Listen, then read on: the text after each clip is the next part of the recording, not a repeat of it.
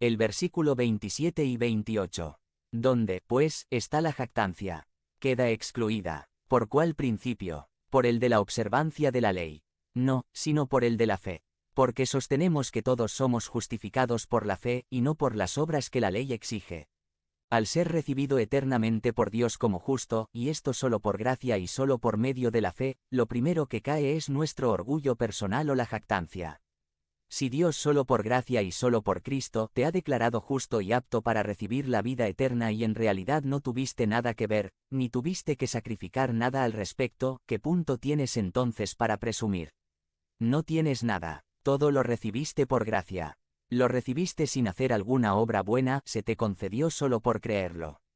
Si hemos entendido que la salvación es solo por gracia y solo por fe, entonces debemos vivir con un profundo sentido de humildad delante de Dios y de las personas a nuestro alrededor. No somos mejores que nadie. No somos más que los demás. Si algo hemos recibido, lo recibimos no porque atrajéramos hacia nosotros el favor de Dios, sino porque Él tuvo gracia hacia nosotros y nos amó cuando no lo merecíamos, y nos concedió creer en Cristo para recibir la justicia que es de la fe en Jesús para todo aquel que cree en Él. Por eso, trata a las personas creyentes y no creyentes con humildad, con sencillez y amor. No los veas por debajo del hombro, no los señales, sino al contrario, comparte las buenas noticias con todos. Estas buenas noticias que deben llegar más allá de nosotros. Entonces, una de las implicaciones de que la salvación sea solo por Cristo, solo por gracia y solo por medio de la fe, es que vivamos vidas de humildad. Otra implicación es vivir una vida de obediencia por gratitud y no por culpa. Al decir que la salvación es solo por gracia, solo por Cristo y solo por la fe, no se está diciendo que las obras y la vida de obediencia al Señor no sea algo importante. La obediencia a la ley de Dios no causa nuestra salvación, pero nuestra salvación desemboca en buenas obras. Y esto es muy especial porque esas buenas obras producto de la salvación han sido dispuestas de antemano por Dios para que los salvos las pongamos en práctica.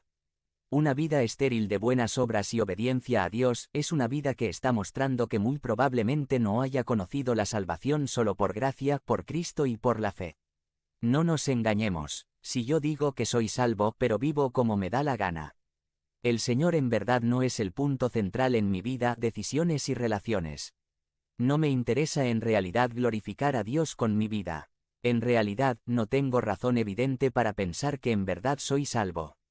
Ciertamente, las obras no me salvan, pero sí son evidencia de mi salvación.